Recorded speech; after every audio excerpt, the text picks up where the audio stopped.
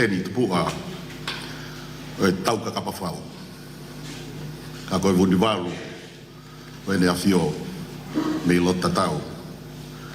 Whakatapu ke la a no i kua ngā tamako tupau no. Ka koe hau toka o tonga. Ka mai tahini kuini o whina tonga. Tahini ko nana spau tu kua hau mo i whare o hamu e ofu. Tapu ki ha maafu koe ka hau o tonga. Tapu ki he no pele ene a fio. Lord Vaya, ka koe whaafalang lage polo klamani. Ka mai hau eiki o i wahenga hihi whoru. Whatapat ke sea me mipa i whare area tonga ka o mai i paremia mo hoi minister i kabineti. Tapu kia motua poaka o kure taofi ai hau. Pea mo alai bloto. Hamata pure mafi. Pea mo haa tau i whanua. Pea ko whatolo mo i kere o molo whaha. Tapu atu ki kau whakamau mo proklamo e whiawhini mo kau a tita. Tapu atu ki he pure whawahe sione mau mau. Kau mai ofisa kolo whaha mo kioa. Mo kau ofisa kolo o e wahenga hihi whoni.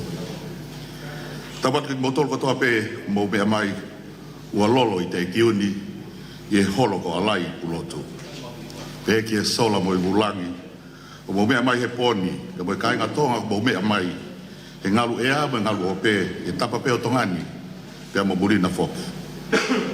Pea tala mo ka pui he, o talangata ia te au, o fiski tua mama. Kai tuku moa ki alere noa he tau ke whakahoko atu, pono tari le reiki mo utolo. O tau whataha he proklamo e whiawhini. Whatuloa atu me whaafalangi lagi. He na e lafitani, he tupe wāhea. Koe amalari o whulau wakatahi. Koe whololo o haawea lahi. O kunei muai waka. O vaya e pea we waha, o e whisi nā wā. Ka ngā holo e whulau, karia e o hifofua. Tangane masi kau loka. O ku haka he langu o tau e pure ngā we, pia pata i lā tu. O mea mai, ke tau mua tonu e pōni. Kua tau ange pē te tau inasi kotoa e pō mawawa iki tu e boi fia e whini. I he ngahi kau hiwa te nau whiau whakari ari. I he ngahi pau, i he ngahi, o e ngahi mātanga, i ngahi whitu whai soria o e wahe hihi pōni. Pea ke pātolo aki mo tu uloa a ngahi haka mo e whaiwa whakatonga. Pea mo whakatolonga mo tu uloa a ngahi ilo mo e tau kei punake. Pea pehe, i hono taolunga i o ngahi mahi moa, puini o unga whonua, tahini ko kunsalo te tupoutou. Kau loka, whawhalangilangi. O wai toka mawahe ai, moi manawasi e pot ngā we. Ki alu pētai mi mo whakaau ke toko si iange, ai kau punake o whonuani. Pa pēr ki hono ohi, mai e whanau, ai ngai wā i haka, haka me i muri, ki e tau whaiwa whakatoka. Kau loka, koe palpoe mani, proklamani, nai ka matai a me he mai whanua lolo hala i walu. He wike uraki o me. Hoko mai ki hapai veu. Pe he whunga whanua he wiko mari watu, pe koe mauriu mai eni ki tonga iki. O ka mata me hopo anga la a, wai hahake ane fiafu. Wai lotoa pongpongi, pe mautoki liu ki nuku alofa. O kou taitale rei, whoki heni, kau punake, kau hiwa, me kau taolunga, unau loto le rei, ke nau kau mai mo pou. Ke langa ngā au e koe no whahok he pot ngā wen. I hono whakatolonga ke tu loa u nganga whakatonga, mo e tuk whakaholo o e whunuan. Kore whamon more atu ka pau gāharea mā he hei, kou kore ke hufanga pe tala malu e whunua, mo e whuka o kei viringi ai pangai. Koe a kau whakalawa, ko tau hake aki a ngā ia. Lewe e malanga o whakahoa, kau tau.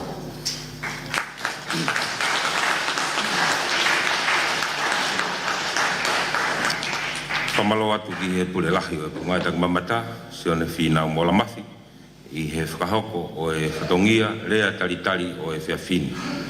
Ko kore atu heni, whakawhi atu heni e whakalangilangi Lord Vaya ke ne whamore tuku hakoloa o e kātoanga o e whiawhini. Palo pito.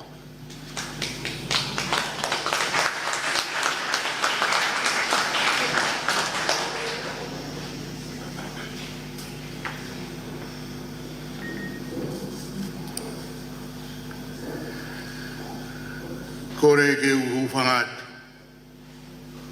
I he tala malu e whanua. Nai a whaki he tangata i whaiwhekau. Kai uma lere no he tau. Kai ata ke whaiha. Hapopo ke whiawhini. Mawhatungi e tau. O mā pāhulu. Na behe ke whola o si, tōhola.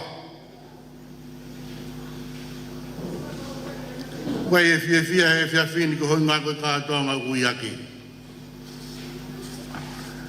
Uiaki he potunga oe a eikpare mia. Koe taki mamata, mo tala tu whaholo. Pea wea e whiawhia ko no hinga koe whakawhi whai mai. I he kere kere tupoa. O whare hākeri. Ke uia ki e wāhenga hihifo. Ke mou whotu mai ki mua ke mahino. Ai tala ne awhi. I he aho e kātoa ngā. Pea mohono whai wai ka māhono hakai. Uia ki e he rea. Pea mua ai e fwe ka wha. Hoka mai kia e toho la. Kai umaa e whola o si. Pea pehe. Ia pāhulu. Pea mo e kawa e milo lua. Kai la oe u whai me tori ku ko hou mā. Kai umaa nuku noku. Ka kumaka tuo ngai aho ni I kere kere o whare hakiri. Taimi o whio ai hau. Pea uia ke mawhatungi ai tau. Whahai o la āga umā e whahai e whiawhia. Uia ki e mafu. Pea puke tu uia e whoi ka wha. Aku hanga e koe rea au whai e lere no he tau. O ku kamata ke masiwe siwa e nganu tau. O hiwa ka umā e whai wā. Me he ke haka. E wea e mōni e ai lere no he tau. O awhi to o lahi a manako e hiwa whapapalangi. Kai umā e whai tā TV. Pea ihe ne pehe mune we si ai. Ai hiwa kakala, kai umā whuke la laka. Pea tōnga e whiawhini. Ia ngahi au si pe me heni. E whamana tua e aho alo I o ene a whio. Rupo wono. Pea koe aho I au kātoa ngai mau pehe. Tau te whito ki hifu. O hono uhi ngā. Koe tala tu whaholoia unau tauhi. Mea nea whio au mai kia honi. Koe au koe whiawhia mo e whamalo atu. Ke tōnga o e whiawhini. Ngahi amanaki o ko toka teo mei mua. Ngahi whaiwae ni nima. Kau maafo ke ngahi mai moa. Wai whiawhia ai e whiawhini. E tala monu atu. O wana ali e kina e koloa na e mai ane awhi. Ka mou tauhi ia he koe koloa kina sia ki nau tolu nau nofo muri. Pea mo oni. Koe mo oni. Maari e nge hiwa. Mo I whai waho no whai kōpureanga. No sila ka maa Australia. E ki Hawaii. Pea mo Amerika. Mo ku whai I no sila e Polyfest. Peka tō lahi e aki nau tolu ku nau kau hono. Ako e whai wā mo hiwa. E mātua mi wahe hi fon. E koe ia koe pōpō mo whamaro atu. Ki he CEO ka maa potunga o tak mamata. Ma u whainga maari e he whiawhini. I whai hano wakai moha mamata. Amana ki ke hoko aho alo i o ne afio. Pau pua ki atu me heni me fua ka wha. Kai maa e kai na ko ia me hi fo. Lewe maranga o te tawatu.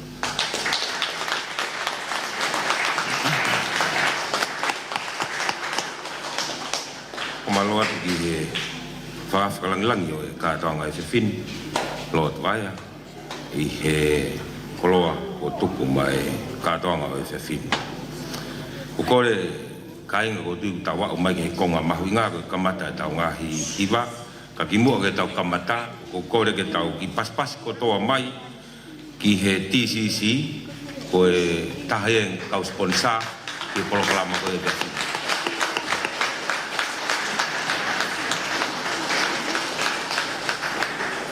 Ko tau kātoanga hiwa, kamata kia hiwa whau fo'ou.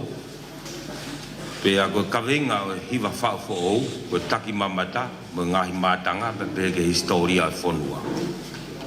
Ko tau kau hiwa e nima una whiauhi ke hiwa ko ia. E kamata kia, e kalapu skola sipe fue kawha, mi te kiu, hoko atu ke funga matatoa me i kanoku polu, whika tolu mai e kalapu skola sipi motu maka me i kalaau, Tika wha mai kau te kula mi te kiu, pea whaktātuku mai e tō tupu iwhitala ngā mi kanok polo. Te kala waia, i tau tuki hokatu mea ke konga ua, ko ngā hiwa mā i moa mo ngā hi tau olunga. Kore atu, tau pasipasi ko tō mai kau hiwa, kalapu skola sipe kua ka wha.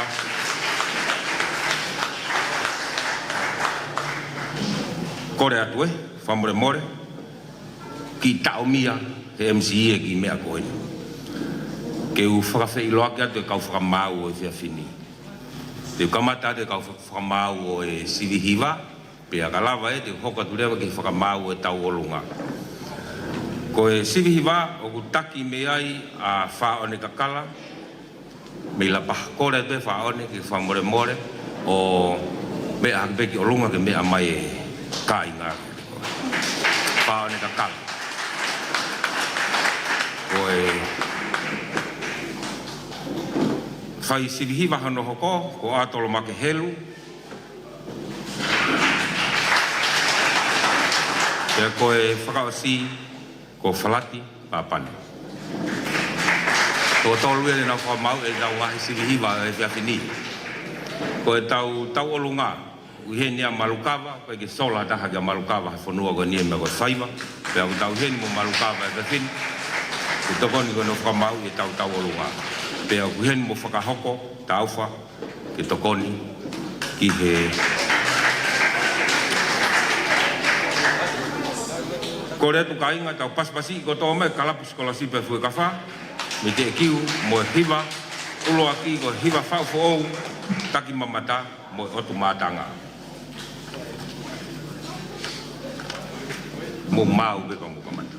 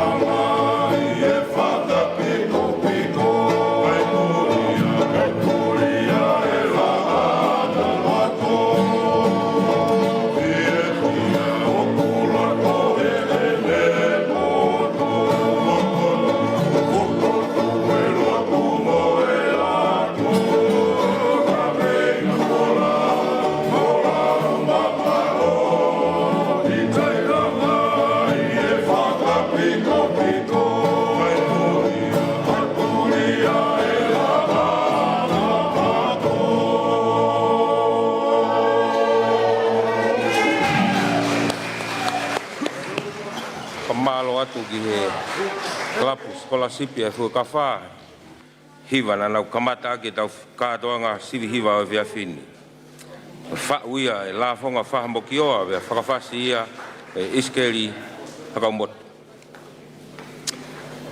malo vido hiva ko rea tu ki he kau hiva a e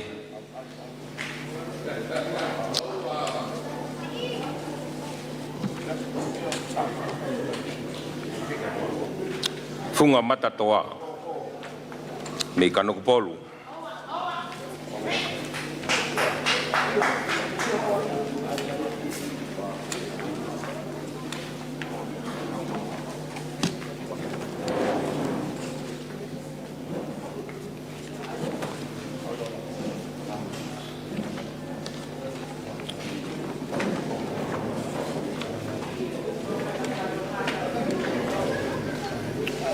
ko hingoa o whau ko kanoku polu.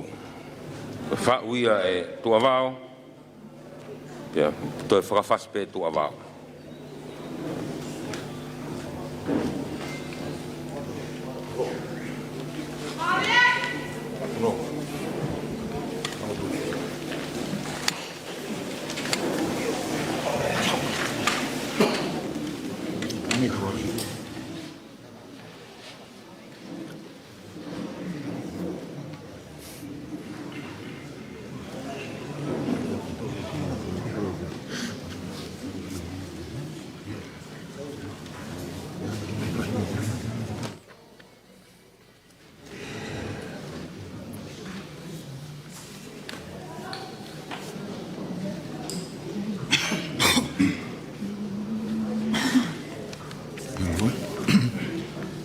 Tapu moela e kano upolu i o fuia ki ai e taloni e tolu kana ki a na e whakatulo mo e hifohi e toa o e lotu i o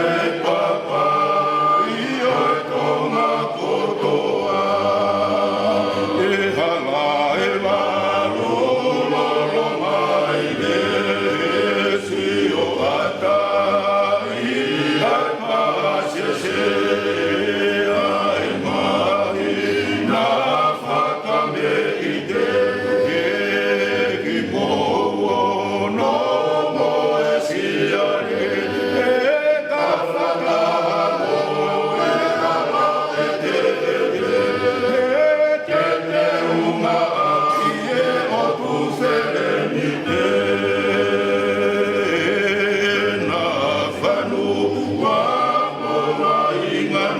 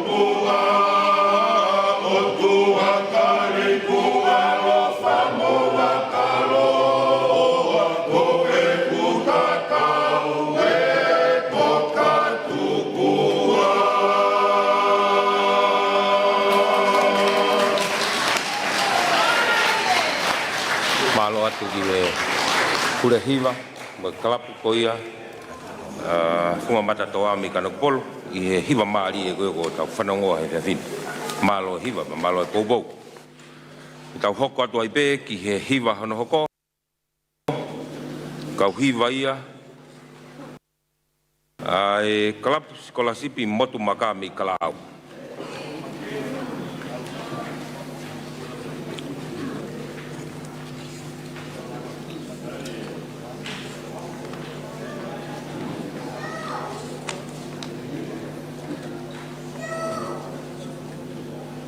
Kalapu sikolasipi, motu makami kalau. Tenau hiva edo e hiva, ko tāpinga a motu maka. Koe ke asi mai toko taha whau he whamatala ko ni.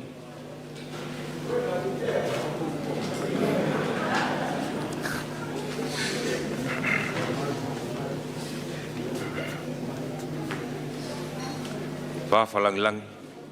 Koe osi nga kotoa meni ki ka inga me motu maka. Pai toi aha taha ia e toe ai.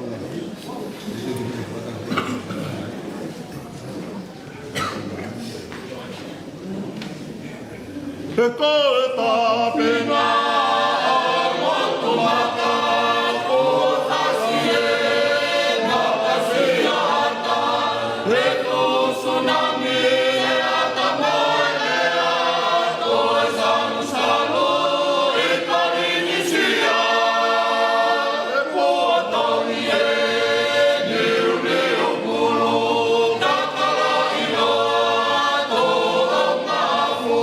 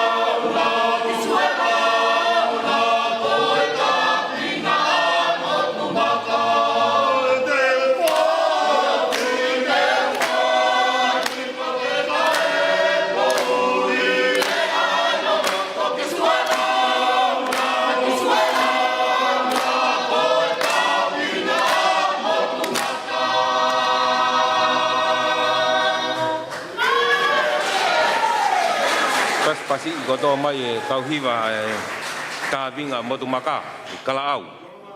Whamalo lahi atu i he poupou.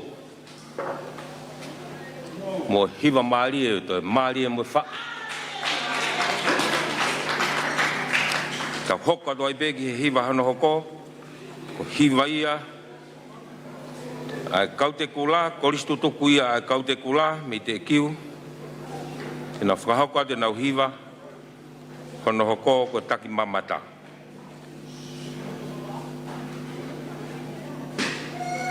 Whauia a Steven Inamoa, whakawhasi pe Steven Inamoa.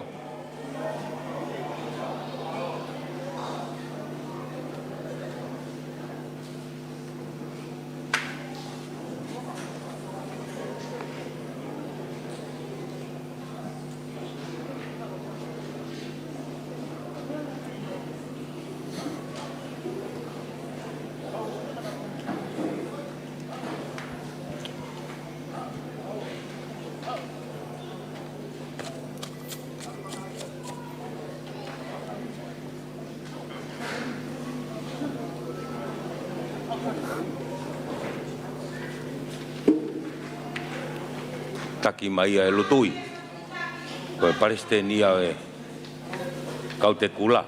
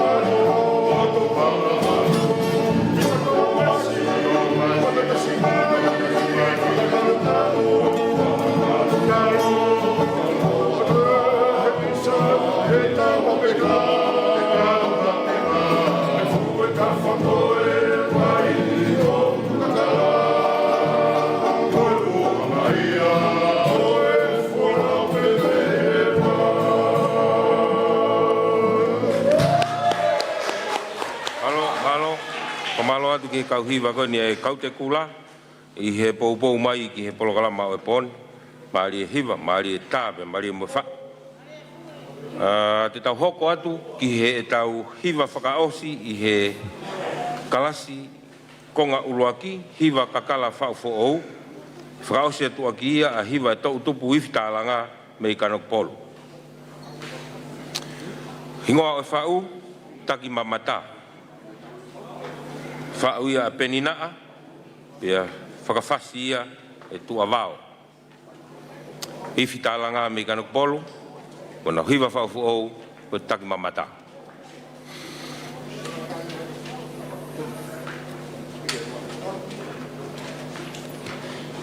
Tau fotutu ko he tai mini foki ko e whaka kauhiwa whao sena e kulupu o e uluaki ai ko e ngahi hiwa whao fo'o pena ko e ngahi kalapu pe nima na nau kau ki ai ko e kalapu whakatoa ko ne walu o e wahe hihi fo te nau toki kau whakataha nau tolu ia I he takai hono ua Talanga ka ia e talau kanok polu ko e fuafua whare area ini o tongani.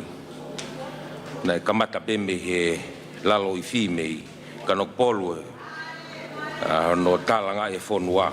Paku nau ke tauhi mahingoa ko ia o ngau e mea ke nau tau tupu. Whaingoa ke nau hiwa ko ni ko e hiwa ia e kalapu wifi talanga. Taki mamata kanok polu.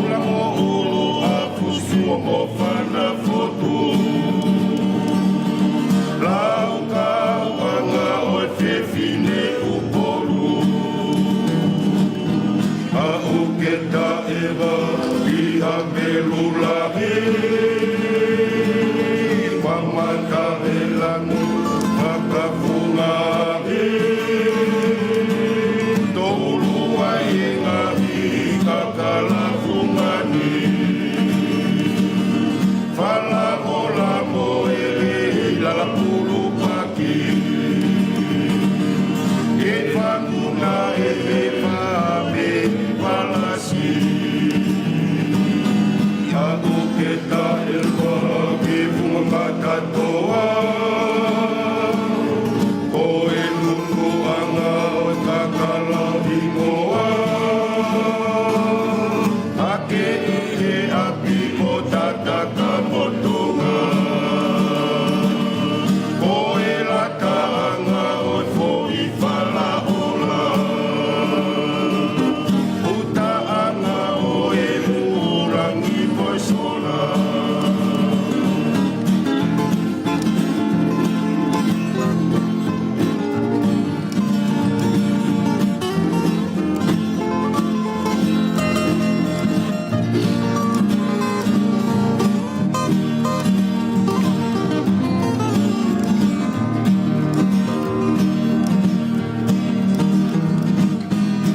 uketa e mai e kalanga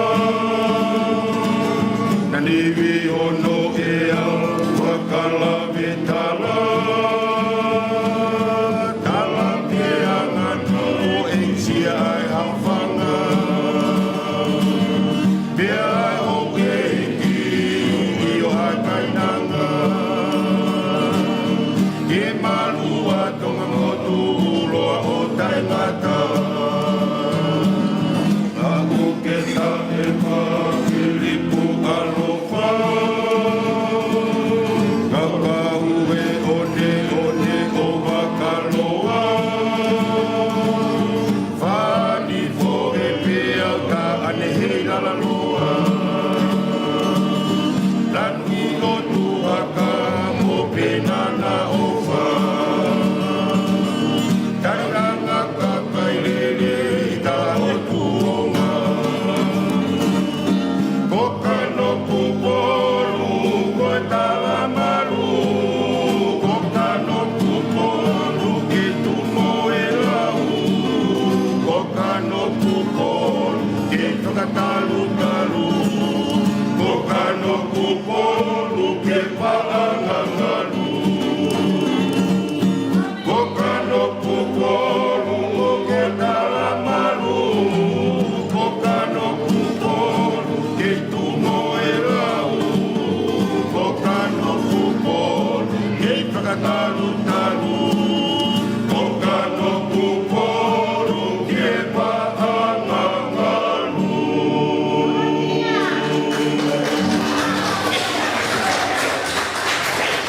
Malo atu ki he kauhiwa koia e i whitālanga mi Kanokopolu. I he lava o whakakato. Pe koe tauhiwa whakaose bea i he whao ou. Te tau hoko atu heni whakalangilangi. Ke he ki whame ite. Whakahoko atu he ki whinemui i koeni. Koe taha ia o e kau wako. Tau olunga. I he polkalama ko tau olunga koia ai potunga o tak mamata.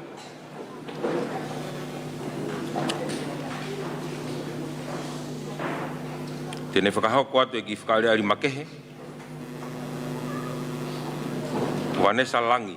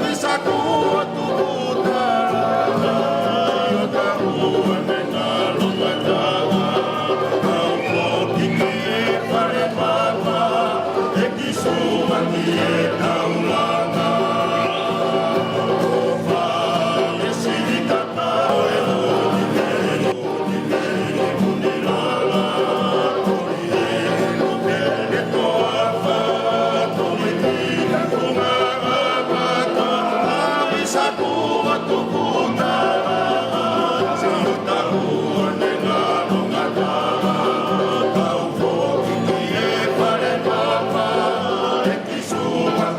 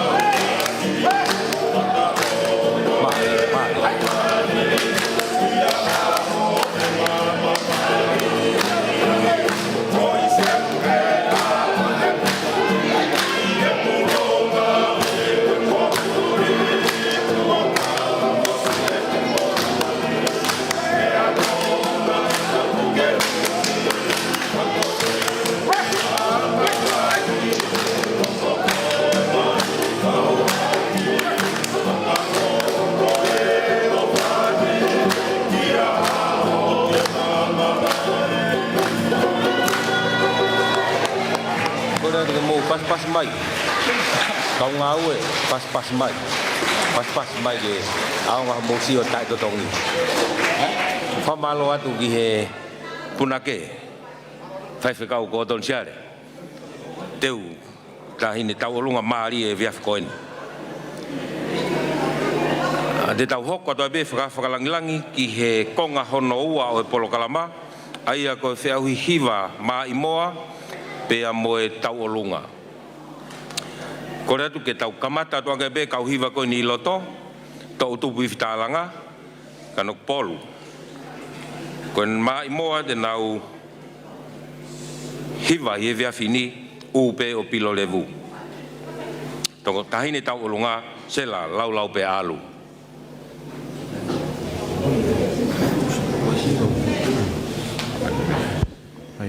Ko te be whakamalo ki he pure lahu e kau taha TCC sione veikoso mo e poupou mo tokoni i ono sponsor a mai ai polokalama ko e he whiawhina.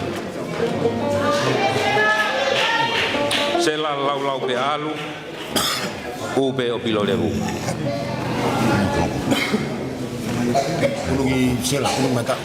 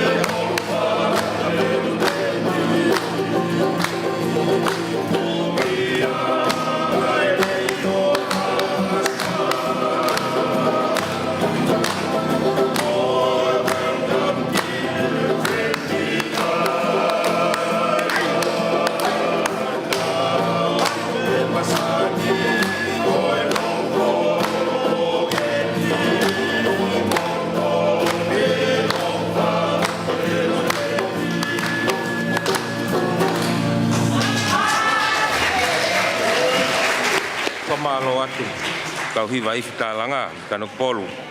Whamalo atu ki he whine mui i tau olunga, sela lau pe alu, tau lunga maari o e Viafkoni, palo hiwa. Whawhalanglangi ko e tau kau hiwa koe ni i he konga hono wau e kau hiwa e aku walu.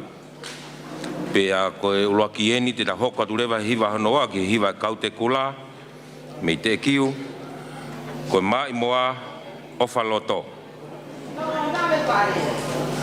Ofa loto i e huni mo heilala. Whine mui tau olunga toti lutui. Kau te kula.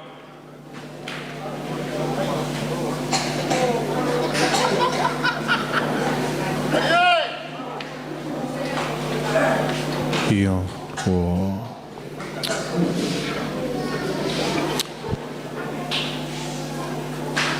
Ofa loto, mai moa ia e tahine kuini o tonga ko unga whanua.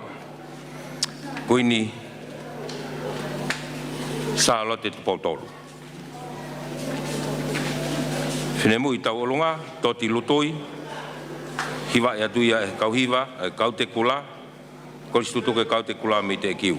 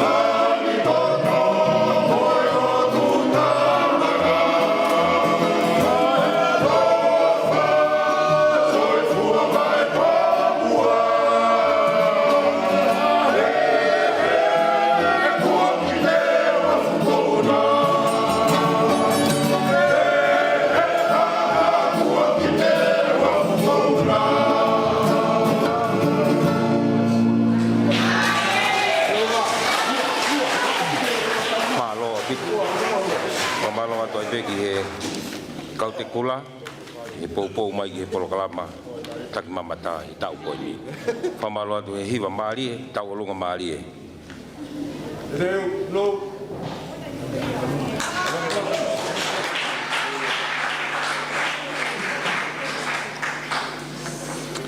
Tau hoka tu ai peki he hiwa hano tolo, kalapu skolasipi motu maka mi kalaau, e nā whahoka tu ai mai moa tatake singa.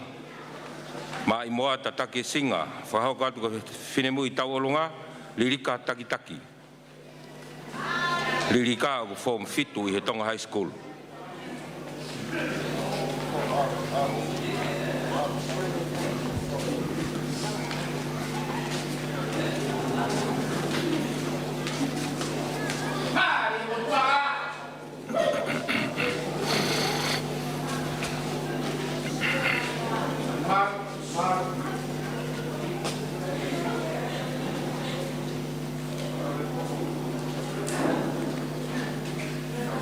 Lirika taki taki.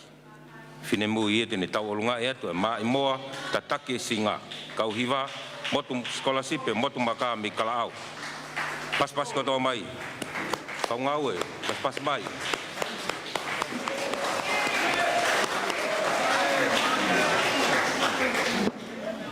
Malo.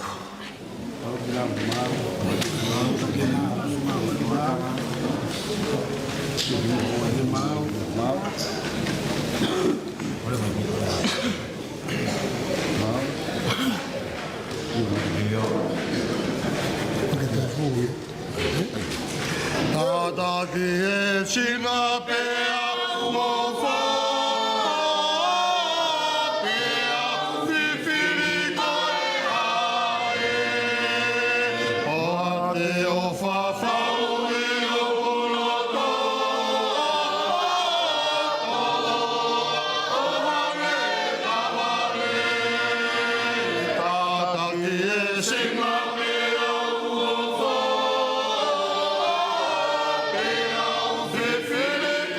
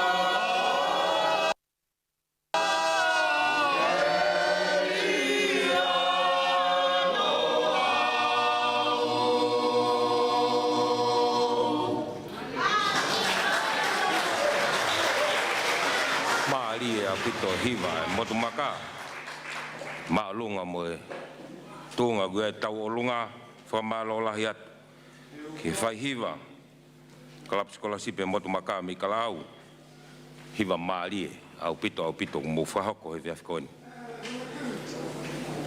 tau hoko atu begi he tau hiva hono hoko ko hiva ia polisi fakakolo avatu polisi fakakolo avatu ko mai moa nemi no tau olunga e atuia fine mui ko na ola laftan fine mui ko ni lolotonga ako i he kolisi kuin salote tau famalo fo ke fini ki tau sponsor TCC i he sponsor tau pol kalama o e fini to famalo fo ki he koini o tau heni mo e fafonga falelea ka ko e toni pare mia malolo ia puranga semisi lafu ki o asika o kutau heni i moia i he fini pe bevo ke fafonga falelea o tongatapu ni ma o saline o tau kaunga kau mugina wa he koini o saline mas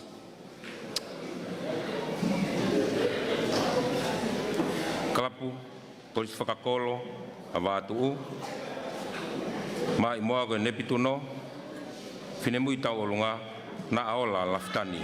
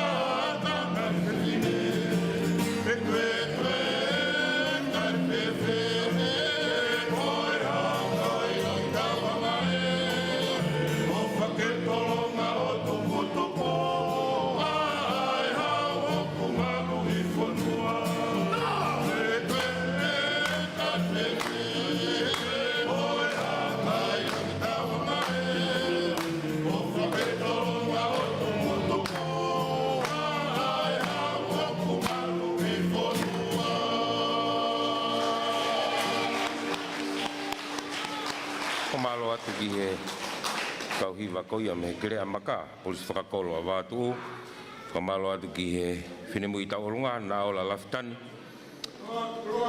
hiwa moe poupou mai ki he kātoanga e whiafkoni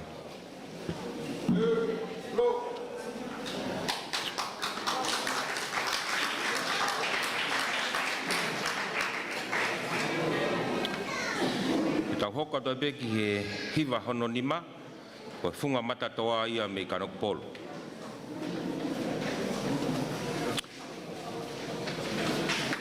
Ma i moa de nau, hiwa ia tu he viafko ni, lave maari e mai. Whine mui tau olunga, la tai whinau.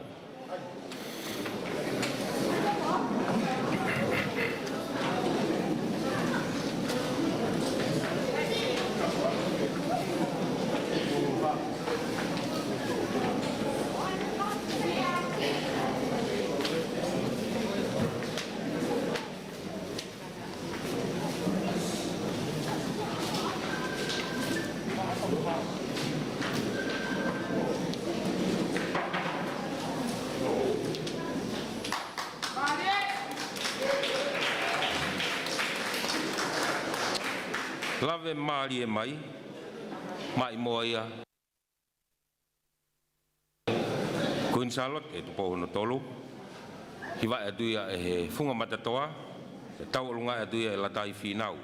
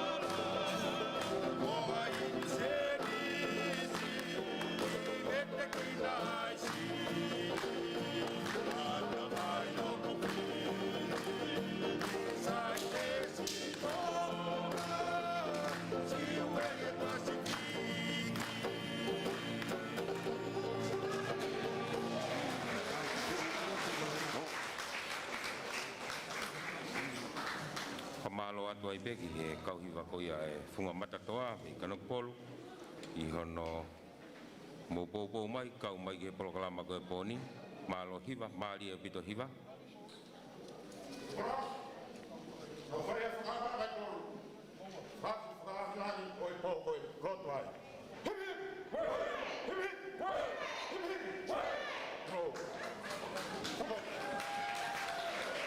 Pamalo to peki he fine mui koini la tai finau whakahoko tau lunga pōko. Te tau hoko te peki he tau hiva hono hoko ko hiva ia hono ono. E whakahoko atuia e he kalapu funga kalapu li a tātānaki mei whahefa. Kalapu li a tātānaki mei whahefa te nau whakahoko atu.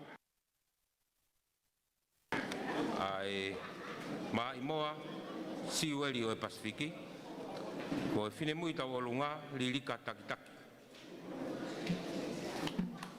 kalapu lili a tātānaki mei whahefa pe mo siweli o Pasifiki lave maali e mai lilika takitaki fine mui e tene tau olunga e te mai moa ko ia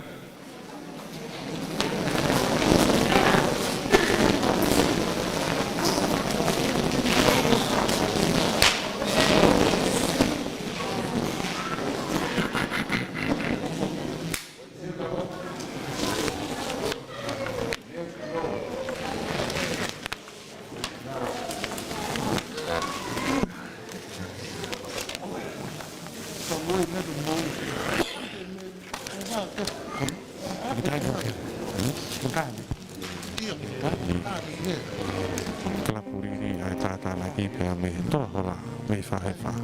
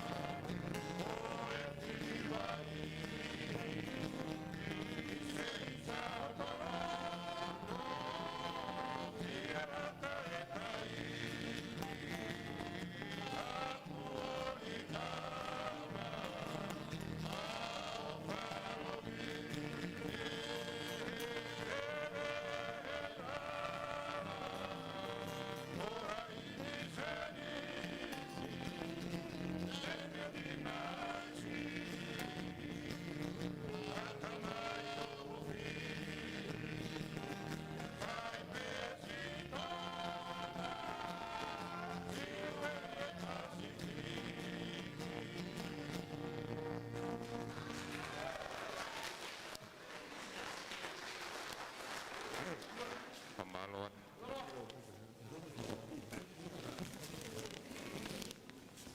Ka puli li tata na ki fahefa. Fahako atu mai mo siwe le Pasifiki. Malo taulung. Ta hoko to peki tau hiwa hono fitu. Ko kulupu hiwa ia ke kalapu funga pulu-pulu mai hautu. Mai mo ke katinia.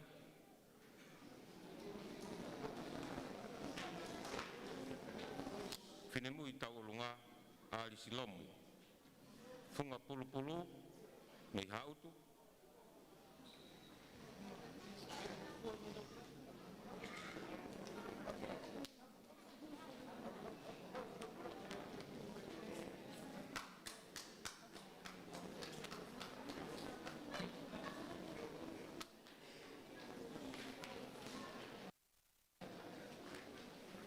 Iyo ko hiva ko ia funga pulu pia me haut.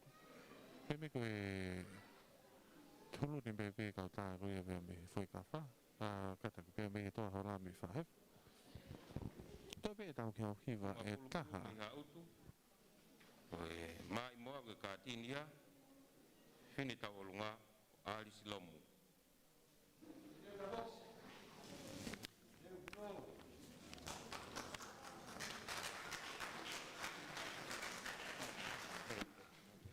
Ila ko ia pia me ka funga pulu pia me pulu ata mare pia me haut.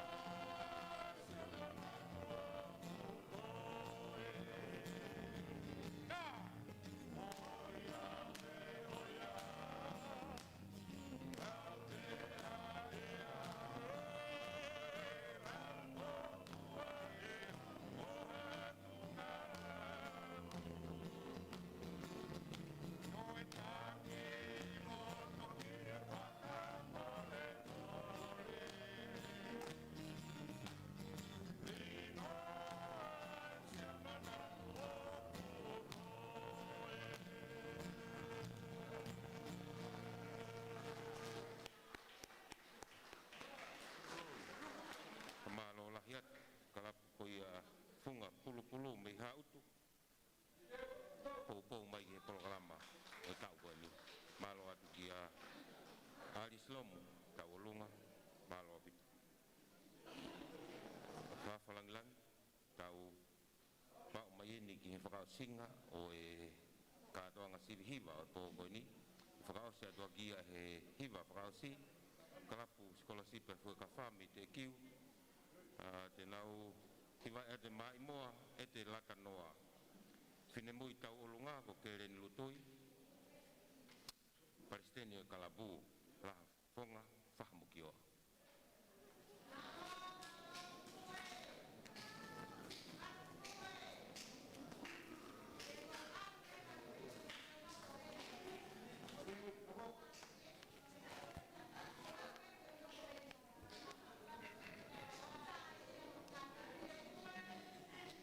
fine mui tau olunga kere ni lutoi mai moa ko e te laka noa hehi fomo hake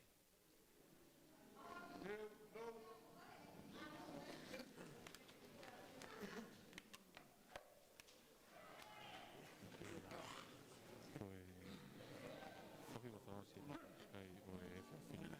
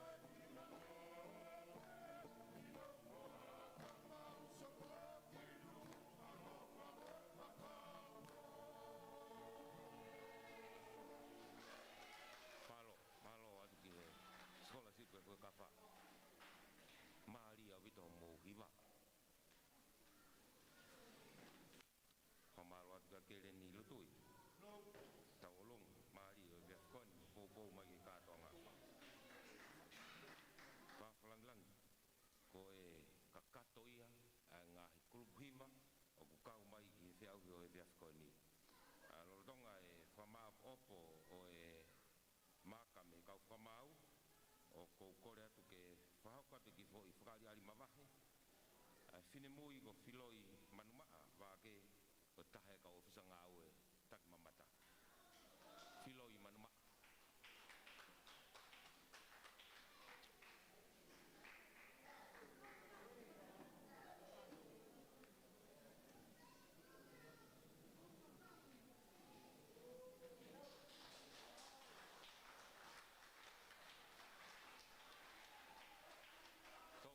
Tu mak wai.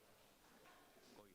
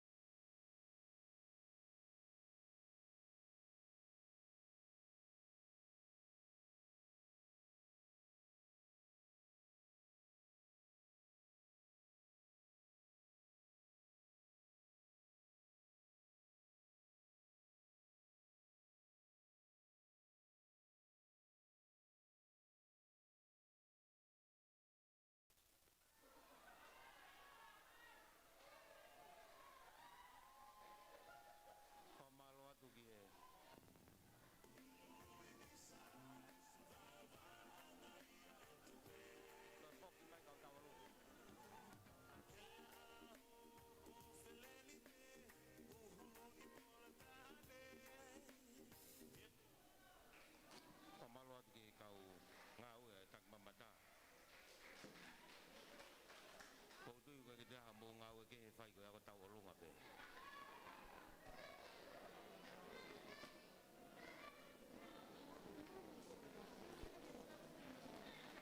Ora ke DJ to kita ia ki fas. To ki mitsi ke fama bo po e ngau ka watita. Ia ko e ke whakau ka pe ngau e kau ātita te ke mau mari e mai.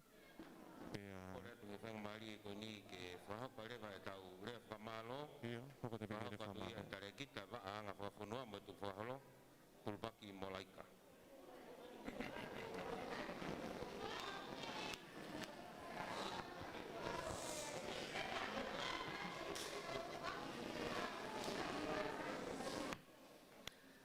ki he tolu tahai o tua uni a fio I ho tau lotu lotonga. Whatapu ki he hau e whanua tamatu I King Tupowono. Whatapu ki he tahine kuini, kuini o e taloni, kuini na naspau. Pamoe whare o haa mohe ofo. Whatapu atu ki he eik whaafe whalanglang o e Whiawhini, Lord Vaia. Pea o kou kore ke uhu whanga I he tala whatapu kakato o e whanua pea moe lotu ai ana e kamataaki ai o wau kātoanga kulihiwa kakala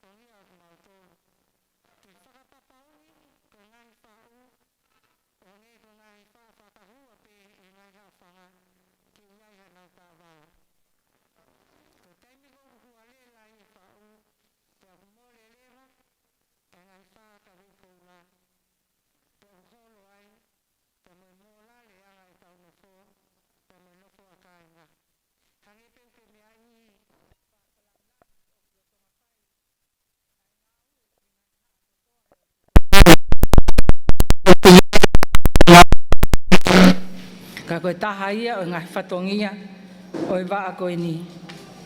Hua kia i ko whioata whamalo ke kau whamau o e whiawhini. Tāmaya ko hangaue o kwhaingo fua. Ai tuku mou taimi ka mou tokoni mai mo poupou mai ke potungaue tak mamata i whakakato e whiawhini. Ko ia ko whia whakakato whakaawata e whamalo i e loto honga i a mooni. Pehefo ki ke kau hiwa, kau Palestini. Ko toa na mou tokoni i he fo'u whau o ngahi hiwa, whakahaka, whakawhas. Whamaloa te he mau taimi. Na mou tuku mai, ke tau umo umataha. I he whakaamu pe ke mau luta, ai nofo a kāinga. Kai tau te whito ki he ngahi. Tokanga i kina o kwhai ki he tau tupu. Pea ke mōre ai e ngahi palpalema whakasosiale o nau whehanga hangai mo ia i he taimini. Whamalo atu ki he kāinga hono kotoa pē. Ko mō mea mai he wahenga hi fō ke whakakato ai whiawhini. Kai fō ke whia whakangalo ai whamalo ma wahi koeni. Ke tokon pare mia malolo o na pō se mis ki o lafsika. Ko e minista malolo e potunga au e tak mamata pe mo folau e veva. Pe pehe fo ke minista malolo ai ngowe lo saline maasi ka ko whakafofonga whalealea o tonga tapunima. Whamalo atu mo kau mai he whiawhini ki he no poupou pe mo hono toni i ngai whahok whatongia o whai pe me potunga weni. Kai ai hatau mātuku he poni o mau awhalahi atu, pea mo e talamonu atu ki he langa ngawe o kwhai. Pea ke oua na ngata he, tatau ki hoko atu pe i he kahau. Lewa e whaho haa kau tatau atu.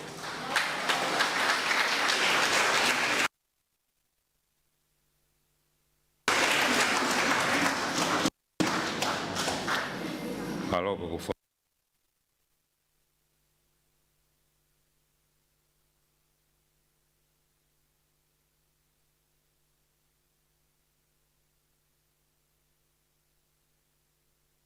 tau fuaki pare o e pōkoni ta ko le whamore more atu ke whawhalangilangi whamore more pe mua ka ke whamore more ka ke fuaki ange ai ngahi pare koe ni te tau ka kamata me ngahi whakahounga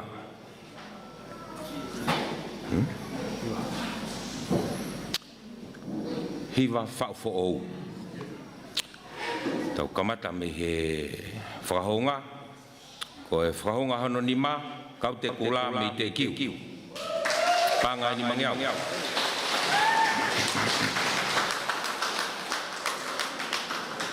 Katak maha whafonga, hoko mai pe. Ko e whahonga hono wha, sikola sipi ai whukawha me te kiu, panga moe ni mangiau. Ko e tolu o ngā whiahi hiwa whau fo'ou, o aluia ke kalapu sikola sipi, motu maka mi kalaau.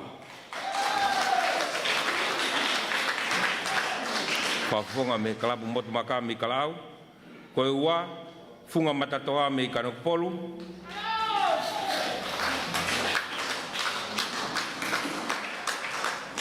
Uluaki tautupu i fitalanga me Kanokopolu.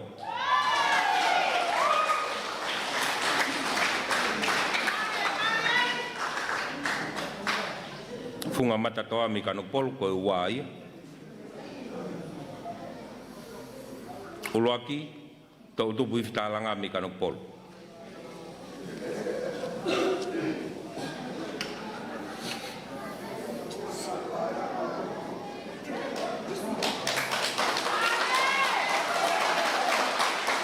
Tau hoko atu ki he whakahounga o e hiwa mā i moa. Whikawalu, kalapu funga pulupulu me hea utu.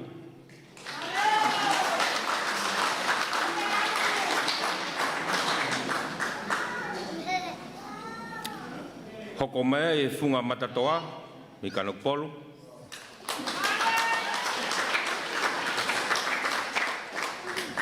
Teu mai kia e tau topu i whitalanga me Kanokopolu.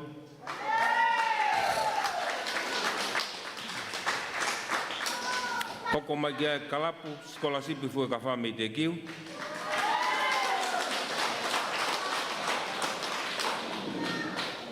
I hono tu a pe ko kaute kula i pe me te kiu. Ngahi pare whakahounga ko ni, tak pāngai ni mangiau. Ko tolu i te au hiwa mā i moa, polisi whakakolo wātu o. Vaisi o ata ia. Mo e funga ke rea maka.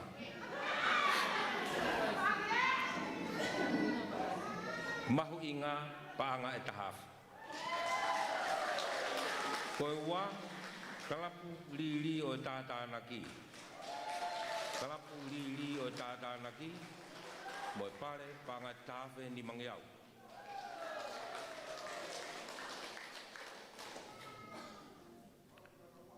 Ko e uruaki i whiau hiwa mā i moa, kalapu sikolasipi motu maka. Panga e wafe.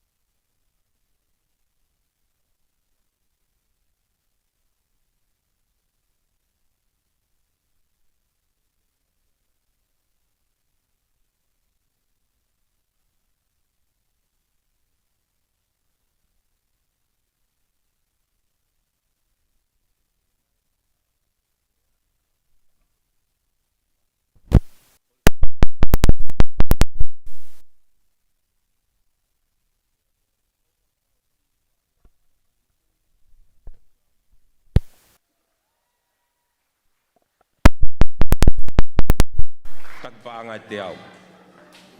Ko tolu i whi hau tau olunga, alu e kia sela, lau pe alu, tau tupu i whitalanga. E Kanokopolu, mo e paanga uange au. Tau tupu i whitalanga, me Kanokopolu, sela, lau pe alu.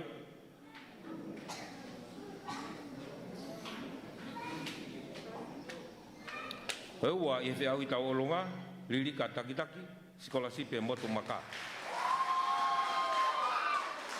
Mo e pare, paanga e tolu ngeau.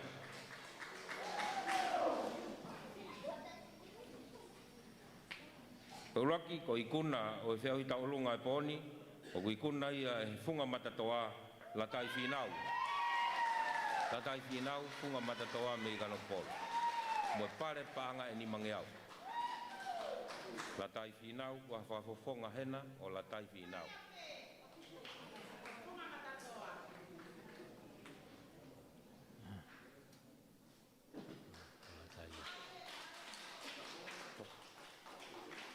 mole kwa whakafonga hena whakahounga o toti lau hingoa, toti lutui i he whiau hi tau o lunga, ka wha mole mai mua maa te Steve Gate koe ni.